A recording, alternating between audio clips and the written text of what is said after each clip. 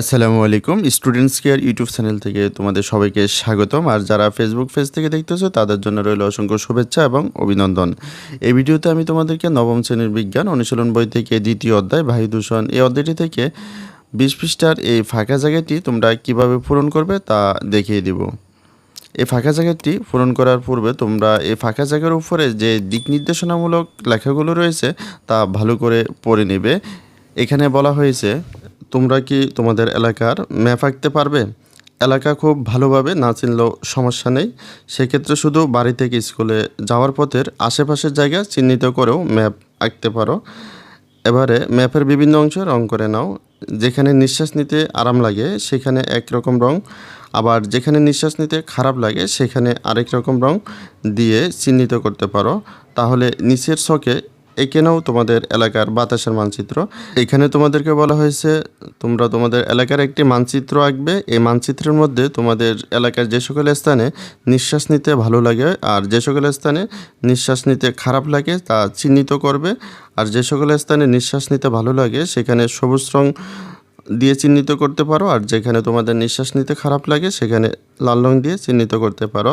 আমি তোমাদের দেখিয়ে দিচ্ছি তোমরা কিভাবে এই নিচের ফাঁকা জায়গাটিতে তোমাদের এলাকার মানচিত্রটি আঁকতে পারো। নমুনা উত্তরটিতে আমি আমার এলাকার বাতাসের মানচিত্র অঙ্কন করার জন্য প্রথমে আমি আমার এলাকার কোথায় কোন স্থান রয়েছে তা চিহ্নিত করে একটি ম্যাপ অঙ্কন করেছি।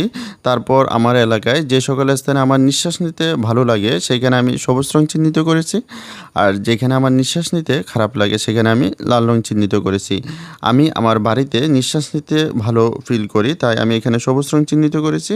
আমার বাড়ির ঠিক সামনে রয়েছে একটি বাগান, এখানে যেহেতু আমার নিঃশ্বাস নিতে ভালো লাগে তাই এখানে আমি সবুজ রং দ্বারা চিহ্নিত করেছি। আমার বাড়ির পেছনে রয়েছে একটি মসজিদ, এখানে যেহেতু সবসময় পরিষ্কার পরিচ্ছন্ন রাখে তাই এখানে আমাদের নিঃশ্বাস নিতে খারাপ লাগে না, তাই এখানে আমি সবুজ রং দ্বারা চিহ্নিত করেছি।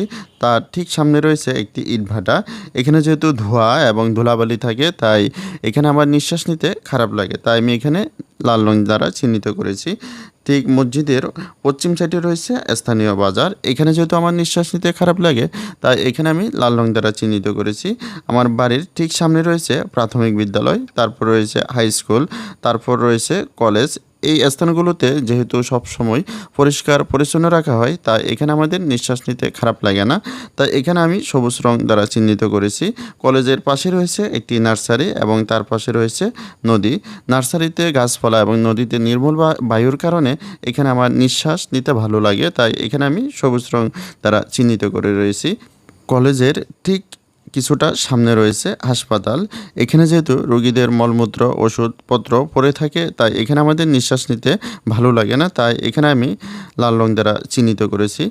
তার কিছুটা সামনে রয়েছে বাজার এবং বাজারের ঠিক অপর পাশে রয়েছে একটি ডাস্টবিন। এই দুটি স্থানে আমার নিঃশ্বাস নিতে ভালো লাগে না তাই এখানে আমি লাল রং দ্বারা চিহ্নিত করেছি। তোমরাও এই অনুরূপ একটি তোমাদের এলাকার মানচিত্র অঙ্কন করে নেবে। তারপর তোমার যে সকল স্থানে নিঃশ্বাস নিতে ভালো লাগে সেখানে তুমি সবুজ রং দ্বারা চিহ্নিত করবে, আর যে সকল স্থানে তোমার নিঃশ্বাস নিতে খারাপ লাগে সেখানে তুমি লাল রং দ্বারা চিহ্নিত করবে। ভিডিওটি এই পর্যন্তই। পরবর্তী ভিডিওতে আমি তোমাদেরকে এই অধ্যায়ের পরবর্তী ছকগুলো তোমরা কীভাবে পূরণ করবে তা দেখিয়ে দেব। ভিডিওটি তোমাদের কাছে ভালো লাগলে কমেন্টে জানাতে পারো এবং পরবর্তী সকল ভিডিও সবার আগে পাওয়ার জন্য চ্যানেলটিকে সাবস্ক্রাইব করে রাখো। আর যারা সাবস্ক্রাইব করেছো তাদেরকে অসংখ্য ধন্যবাদ।